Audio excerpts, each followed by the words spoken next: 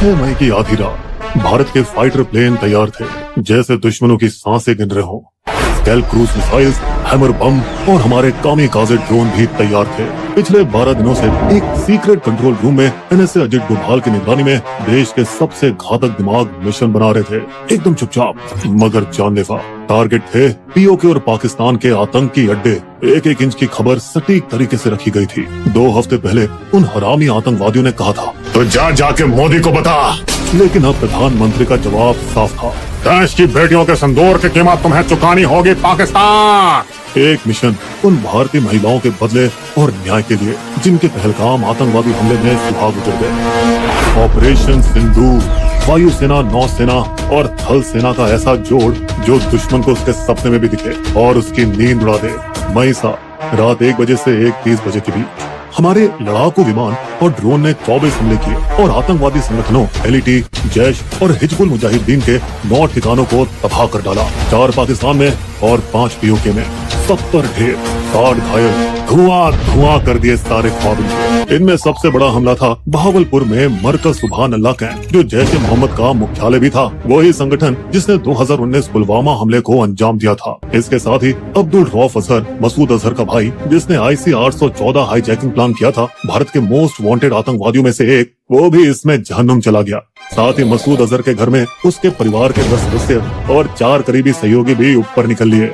फिर LET मुख्यालय मुरीद के, जहां 26/11 मुंबई हमले के दोषी अजमल कसाब और डेविड हेडली की ट्रेनिंग हुई थी, वो भी नस्तनाबूद कर दिए गए। मुजफ्फराबाद POK में शवाईद अल्लाह कैंप, एक LET ट्रेनिंग सेंटर जिनका पहलगाम हमले और 2024 में पहले के सोनमर्ग और गुलमर्ग हमलों में हाथ था, तबाह कर दिए गए। इसके साथ ही साथ ध्वस्त हो गया मरकज अब्बास, जो कि LOC से 13 किलोमीटर दूर था। इस LET कैंप में फिदाइन सुसाइड बॉम्बर्स को ट्रेनिंग दी जाती थी।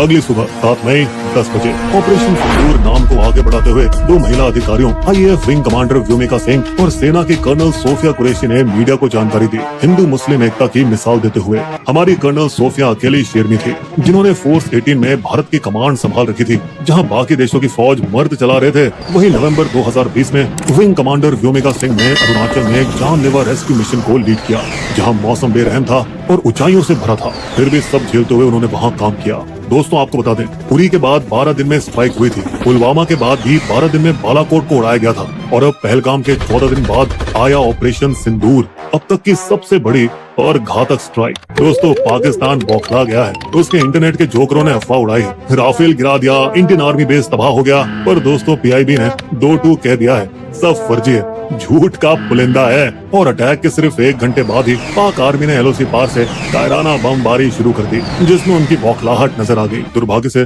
बॉर्डर के गांव में 15 मासूम भारतीय मारे गए, जिनमें 4 छोटे-छोटे बच्चे भी थे और एक जवान भी शहीद हुआ। तो कहीं ना कहीं ऑपरेशन की कीमत दोस्तों हमें भी चुकानी पड़ी। यहाँ सबसे बड़ी बात यह थी कि IAF ने पूरा ऑपरेशन पाकिस्तानी एयर स्पेस में घुसे बिना कर दिया, क्योंकि स्कैल्प मिसाइल की रेंज 250 किलोमीटर से ऊपर है। वहीं हैमर की रेंज 50 से 70 किलोमीटर है। और दोस्तों, कामिकाज़े ड्रोन GPS से लैस होते हैं, जिनको कहीं से भी उड़ाया जा सकता है। इसके साथ ही सबसे गहरी चोट लगी जैश ए मोहम्मद के हेडक्वार्टर को बहावलपुर में, जो कि पाकिस्तान के अंदर 100 किलोमीटर की दूरी पर था। अब क्योंकि हमारे नए हथियारों की रेंज में था, तो हमने एकदम सटीक वार किया। यहाँ गौर करने वाली बात यह है कि भारत ने पाकिस्तानी आर्मी के किसी भी ठिकाने को छुआ तक नहीं, क्योंकि दोस्तों हमें युद्ध नहीं, इंसाफ चाहिए था। लेकिन 7 से 8 मई की रात को पाकिस्तान ने फिर हरकत की। उसके ड्रोन और मिसाइलें 15 भारतीय शहरों की तरफ बढ़ी, पर हमारे सुदर्शन चक्र ने यानी S-400 सिस्टम ने खुद को बिजली जैसे एक्टिवेट किया और सारे पाकिस्तानी हथियारों को हवा में ही फोड़ दिया। ये तो कुछ भी नहीं, फिर हमारे हार्पी ड्रोन निकाले गए और पाकिस्तान के HQ-9 मिसाइल लॉन्चर और एयर डिफेंस को लाहौर में ही ठिकाने लगा दिया। दोस्तों, बता दें कि 8 मई की रात को भी पाकिस्तान ने सस्ते हमास स्टाइल रॉकेट हमले करने की कोशिश की थी जम्मू, पंजाब, राजस्थान के भारतीय आर्मी ठिकानों पर, मगर फिर से इंडिया ने उनका गेम ओवर करके दिखा दिया। तो दोस्तों, पिछले 2 हफ्तों में भारत ने पाकिस्तान पर लगातार दबाव कैसे बनाए रखा, आतंकवादियों की फुल प्लानिंग बेनकाब कैसे की, और ऐसा क्या हुआ जिससे हमारी सुरक्षा में सेंध लग पाई। भारत ने आखिर से क्या ठोस कदम उठाए और कैसे पहलगाम दोषियों को उनके छिपे हुए बिलों से निकाल कर भगाया गया। दोस्तों, हमारा पहलगाम पार्ट 2 इन्हीं सवालों का जवाब देगा। तो पहलगांव हमले के कुछ घंटे बाद ही मामला बिगड़ने लगा और आईएएफ ने राफेल जेट के साथ आक्रमण की तैयारियां शुरू कर दी। वहीं नौसेना के आईएनएस सूरत ने एक सफल सरफेस टू एयर मिसाइल का टेस्ट किया। इस सब की वजह से बॉर्डर के उस पार पाकिस्तान के पसीने छूटने लगे थे और उन्होंने पूरी फौज को अलर्ट कर अरेबियन सी में अपने मिसाइल टेस्ट किए और भारतीय विमानों को ट्रैक करना शुरू किया। दोस्तों, पाकिस्तान का एलओसी के पार बेवजह अटैक करना और उस पर हमारी फौज का धुआंधार जवाब हमले के दिन से ही जारी है। लेकिन यहाँ सबसे बड़ा ब्रह्मास्त्र तो भारत ने निकाला इंडस वाटर ट्रीटी का पानी बंद करके, जिसकी वजह से लगभग 80% पाकिस्तान सूखा पड़ सकता है, खासकर पंजाब और सिंध जैसे इलाकों में जहाँ खेती इसी पानी पर टिकी है। और ये कोई छोटी बात नहीं है दोस्तों, क्योंकि 1960 की इंडस वाटर ट्रीटी आज तक कभी नहीं तोड़ी गई, न ही युद्ध के समय और न ही आतंकी हमलों के बाद। मिट्टी हटाने के बहाने भारत ने चिनाब नदी के बहाव को इस कदर रोक दिया कि पानी अब सिर्फ 1.5 फीट रह गया है, जिससे लोग अब पैदल नदी पार करने लगे हैं। इस मास्टर स्ट्रोक के चलते भारत ने झेलम और चिनाब नदियों पर 5 नए पावर प्रोजेक्ट्स को फास्ट ट्रैक पर डाल दिया है, जिन्हें पूरा होने में 3 से 5 साल लग सकते हैं। दोस्तों, आपको बता दें कि अब तक ये सब करने के लिए ट्रीटी के तहत पाकिस्तान की मंजूरी लेनी पड़ती थी, लेकिन इस बार कतई नहीं। इंडिया फिर से झेलम नदी पर बांध शुरू करना चाहता है ताकि पानी के फ्लो को कंट्रोल किया जा सके और वो पीओके या पाकिस्तान में अपनी मर्जी से बाढ़ या सूखा ला सके। बता दें कि भारत में रह रहे पाकिस्तानियों को वापस घर भेज दिया गया है और बाघा अटारी बॉर्डर भी सील कर दिया गया है। इतना सख्त रवैया अपनाया गया है कि एक सीआरपीएफ जवान को बर्खास्त तक कर दिया गया जब उसने एक पाकिस्तानी महिला से शादी की बात को छुपाया था। दिल्ली में पाकिस्तानी एम्बेसी में जो भी फौजी अफसर थे सबको वापस भेज दिया गया और भारत ने अपने 25 अफसर भी इस्लामाबाद वाली एम्बेसी से वापस बुला लिए। इस पर पाकिस्तान ने अपना एयर स्पेस बंद कर दिया और भारत ने भी यही कदम उठाया, मगर इससे भारतीय एयरलाइनों को हर महीने 300 करोड़ का एक्स्ट्रा खर्च आएगा, क्योंकि अब उसे पाकिस्तान के आसपास से अपनी उड़ानों को मोड़ना पड़ेगा। लेकिन 2019 में पुलवामा के बाद भी उन्होंने 700 करोड़ रुपए का नुकसान उठाया था, फिर भी उन्होंने राष्ट्रीय हित में ये नुकसान हंसकर झेला था। व्यापार को बंद करने के साथ ही भारत ने पाकिस्तान के साथ सभी इम्पोर्ट और एक्सपोर्ट पर रोक लगा दी है। और अब क्योंकि भारत पाकिस्तान को दवाइयां बनाने का 60% कच्चा माल और जरूरी केमिकल सप्लाई करता था, इसीलिए अब पाकिस्तानियों की वाट लगने वाली है, क्योंकि अब वहाँ दवाइयों की कीमत 10 गुना तक बढ़ जाएगी। इसके बदले में पाकिस्तान ने 1972 का शिमला समझौता होल्ड पर रख दिया है। वो समझौता ही इतना मजाकिया है जैसे पाकिस्तान का दावा है कि वो आतंकवाद को सपोर्ट नहीं करता। इस तरफ भारत लगातार अमेरिका, चीन, रूस, यहाँ तक कि सऊदी अरब और यूएई पर दबाव डालने की कोशिश कर रहा है ताकि वे पाकिस्तान को हथियार और पैसे देना बंद करें और उसे दुनिया के सामने एकदम अलग थलग कर दें। इन सब चीजों ने पाकिस्तान में इतनी खलबली मचा दी है कि हाफिज सईद के घर के बाहर सुरक्षा बढ़ा दी गई है और स्पेशल सर्विस ग्रुप के कमांडो को तैनात कर दिया गया है। दोस्तों, बता दें कि पीओके पहले ही कई दिनों से इमरजेंसी में था, जहाँ 1000 से ज्यादा मदरसे सावधानी के तौर पर बंद कर दिए गए थे। वहीं चकौटी जैसे गाँव में जो सीमा से सिर्फ 3 किलोमीटर दूर है, वहाँ माता पिता बच्चों को अंदर बंकरों में डालकर उन्हें मजबूत किया जा रहा था। और इन सब के बीच हमारी एनआईए ने पूरा जोर लगा रखा है अपनी डिजिटल जासूसी से आतंकियों की मुजफ्फराबाद और कराची के खुफिया अड्डे ट्रैक किए हैं। और खुलासा क्या है कि कैसे टीआरएस के मास्टरमाइंड कसूरी ने 2 लोकल कश्मीरी अनंतनाग से आदिल ठोकर जिन्हें लीडर बनाया और सोपोर के आसिफ शेख को उसका साथी। दोस्तों, इनकी कहानी कुछ इस तरह है कि 10 साल पहले ठोकर बस एक पार्ट टाइम स्कूल टीचर था, लेकिन जब उसने मारे गए आतंकियों के जनाजे में जाना शुरू किया वहीं से उसकी आंखों में जन्नत का सपना आने लगा। जिहाद में जुड़ जाओ। और बिना किसी को बताए ठोकर लीगल वीजा पे अटारी बॉर्डर क्रॉस करके पाकिस्तान चला गया और वहाँ जिहाद और हथियारों की ट्रेनिंग ली। आतंकी प्लानिंग की शुरुआत हुई थी एलईटी कमांडर फारूक अहमद और हाशिम मूसा के साथ, जो पाकिस्तान सेना के पूर्व कमांडो और हमले में भी शामिल थे। पहलगांव हमले के 8 महीने पहले अक्टूबर 2024 में ठोकर ने ही पाकिस्तानी आतंकी हाशिम मूसा और तलहा को लेटेस्ट हाईटेक हथियार के साथ एलओसी पार कराई गई। फिर उनको जम्मू के पूंछ रजौड़ी सेक्टर के मुश्किल रास्तों से कश्मीर में घुसाने में मदद कराई गई। मुगल रोड के घने जंगलों से वे जंगल के बहुत अंदर जाकर छिप गए। अपने झूठे नाम मूसा और यूनुस के जरिए वे चाइनीज ऐप पे बात करने लगे, ठीक वैसे ही जैसे पुलवामा हमले के दौरान किया गया था। दोस्तों, बता दे पुराने एंटीना वाले मोटे फोन नहीं थे, बल्कि थे लेटेस्ट चाइनीज सैटेलाइट स्मार्टफोन और इनमें satellite texting, GPS calling, internet जैसे सारे फीचर्स थे जिन्हें ट्रैक करना बेहद ही मुश्किल था, जिनका इस्तेमाल किया गया हमले के दौरान अपने पाकिस्तान में बैठे कायर आकाओं के साथ जुड़े रहने के लिए, जैसे कि कोई कंट्रोल रूम ऑपरेशन चल रहा हो। ये कुछ वैसा ही था जैसे 26/11 मुंबई हमलों में हुआ था। दोस्तों, बता दें कि सर्च ऑपरेशन के दौरान आदिल और आसिफ के घर से धमाके का सामान बरामद हुआ था, जिसके बाद उन गद्दारों के घर नष्ट कर दिए गए थे ताकि एक मिसाल कायम की जा सके और युवाओं को पाकिस्तानी आतंकवादियों से जुड़ने से रोका जा सके। इन सब के बावजूद दोस्तों हमने गलतियां तो की है, जिसको सरकार ने पार्टी बैठक में भी माना।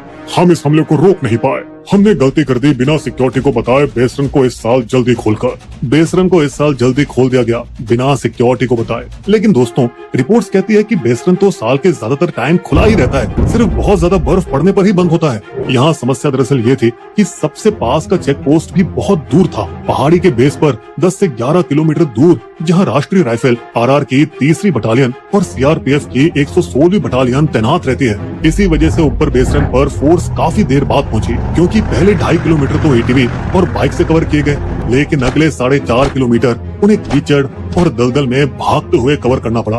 दोस्तों बता दें कि रॉ और आईबी ने अप्रैल की शुरुआत में ही अलर्ट जारी कर दिया था, लेकिन कहीं और का। श्रीनगर और पहाड़ियों के पास संदिग्ध लोग देखे गए हैं, टूरिस्टों पर हमला हो सकता है। जिसके बाद सुरक्षा बलों ने तेजी से कार्रवाई की। दाचिगाम नेशनल पार्क और श्रीनगर के निशात बाग क्षेत्र में 2 हफ्तों के लिए गश्त बढ़ा दी गई। दोस्तों यहाँ सोचने वाली बात है कि क्या हमले की योजना 19 अप्रैल के लिए बनाई गई थी, जब हमारे प्रधानमंत्री कटरा से श्रीनगर की पहली ट्रेन शुरू करने के कार्यक्रम में गए थे, जिस योजना को आखिरकार खराब मौसम की वजह से रद्द कर दिया गया। और क्या यही वजह थी कि फिर आतंकवादियों ने अपना टारगेट बदलकर बेसरन मैदान को बना लिया। वे 20 और 21 अप्रैल को आम कपड़ों में वहाँ रहकी करते रहे, जबकि सुरक्षा बल श्रीनगर में उनकी तलाश कर रहे थे। और दोस्तों बिना किसी सुराग के श्रीनगर में तलाश को उसी सुबह बंद कर दिया गया जिस सुबह पहलगांव में हमला हुआ था, जिसकी कोई जानकारी नहीं थी। दोस्तों बता दें 2016 के पठानकोट हमले के बाद 778 किलोमीटर एलओसी पर घुसपैठ रोकने के लिए हाईटेक सुरक्षा सिस्टम CIBMS लगाया गया था, जिससे बॉर्डर की निगरानी मजबूत हुई थी और आतंकियों के छुपे हुए ठिकानों का पता लगाने के लिए ड्रोन से निगरानी की जा रही थी, जो कि पीर पंजाल के घने जंगलों की वजह से पूरी तरह से नाकाम हो गई। वहीं बेसरन जैसे हाई रिस्क जोन में ना तो कोई कैमरा था, ना ही कोई ड्रोन। और 2020 में चीन के साथ झड़पों के चलते 3री राष्ट्रीय राइफल आरआर को पूर्वी लद्दाख में भेजना पड़ गया था, और उसी दौरान उसका कुछ हिस्सा दोबारा बेसरन के पास मुगल रोड के इलाके में तैनात किया जा रहा था जब ये घटना हुई थी। और इसी वजह से पिछले 5 सालों से बेसरन घाटी के आसपास मुगल रोड के 10 किलोमीटर के बफर जोन की सुरक्षा सिर्फ 116वीं सीआरपीएफ बटालियन ही संभाल रही है। और इसी सिक्योरिटी गैप का फायदा उठाकर आतंकियों ने पीर पंजाल के जंगल और गुफाओं में अपने अड्डे बना लिए थे, जिसके बाद ये साफ नजर आ रहा था कि कैसे दोनों चीन और पाकिस्तान से लड़ने की वजह से हमारे सुरक्षा बलों को विभाजित और खींच दिया गया था। और ऊपर से सरकार ने जब कोरोना के दौरान फौज की भर्ती बंद की तो सेना में 1.2 लाख जवानों की कमी भी हो गई थी। लेकिन दोस्तों सुधार के कदम शुरू हो चुके हैं। पहलगाम के 17-18 सबसे खतरे वाले पॉइंट्स पर सीआरपीएफ के चेकपोस्ट और ड्रोन सर्वेलेंस लगाए जा रहे हैं, और 72वीं इन्फेंट्री डिवीजन ने लद्दाख में राष्ट्रीय राइफल्स की जगह ले ली है, ताकि इसे पूरी तरह से जम्मू में फिर से तैनात किया जा सके, जो कि बढ़िया है, लेकिन थोड़ा लेट है। फिर भी पुराने जमाने की तरह जंगलों में लगातार गश्त और स्थानीय मुखबिरों का होना ही इसका समाधान है, क्योंकि सब कुछ शुरू हुआ एक छोटी सी चोरी से, जब पाकिस्तानी आतंकवादियों ने कुछ टूरिस्ट की लाशों से 2 मोबाइल चुरा लिए थे। हाँ, वही मोबाइल जो बने भारत की सुरक्षा एजेंसियों के सबसे बड़े सुराग, जिसकी मदद से उन्होंने आतंकियों को ढूंढ निकाला अनंतनाग के हपटनार गांव के पास के घने जंगलों में। लेकिन दोस्तों वो जंगल का रास्ता खतरनाक था और हमारी सेना के पहुंचने से पहले ही आतंकी एक बार फिर गायब हो गए। फिर कुछ दिन बाद हमारे सुरक्षा बलों ने उन्हें फिर ढूंढ निकाला और कुलगाम के जंगलों में हुआ एनकाउंटर, लेकिन आतंकी फिर से तूफान के धुएं की तरह गायब हो गए। इस बार खास बात ये थी कि पहले जैसे ये लोग गांव वालों के घर में जबरदस्ती घुसकर खाना खाते थे, अब भूखे आतंकी डिनर टाइम पर घरों में घुसकर जल्दी से रोटी चावल उठाकर भाग जाते हैं, जिससे ये पता चलता है कि कई स्थानीय कश्मीरी इन आतंकवादियों का समर्थन नहीं कर रहे, बल्कि सुरक्षा बलों को जानकारी देने में मदद कर रहे हैं। यहाँ तक कि वे मोमबत्ती लिए आतंकी हमले का विरोध भी कर रहे हैं, जो पहले कभी नहीं हुआ। इंडियन नेवी के लेफ्टिनेंट विनय नरवाल की पत्नी, जिनकी इमेज वायरल हुई थी, वह भी इनके समर्थन में आई। मुझे बस शांति चाहिए, मुस्लिमों और कश्मीरियों के प्रति कोई नफरत नहीं फैलनी चाहिए। जिस वजह से उन्हें टारगेट बना दिया गया, उन्हें ट्रोल्स द्वारा गाली दी जा रही है। लेकिन फिर यहाँ हमारी सरकार ने हिंदू मुस्लिम एकता का नेक संदेश दिया। एक हिंदू और एक मुस्लिम महिला अफसर को ऑपरेशन सिंदूर का चेहरा बना दिया, जो कि एक बहुत ही घातक और तगड़ा हमला था, जो पाकिस्तान को अगला आतंकवादी हमला करने से पहले 2 बार सोचने पर मजबूर करेगा। दोस्तों हमें उम्मीद है कि हमले के सीधे जिम्मेदार आतंकवादियों को भी जल्द ही पकड़ लिया जाएगा। इस भारी तनाव की घड़ी में हम ये आशा करते हैं कि दोनों न्यूक्लियर देशों के बीच जंग नहीं, अमन हो।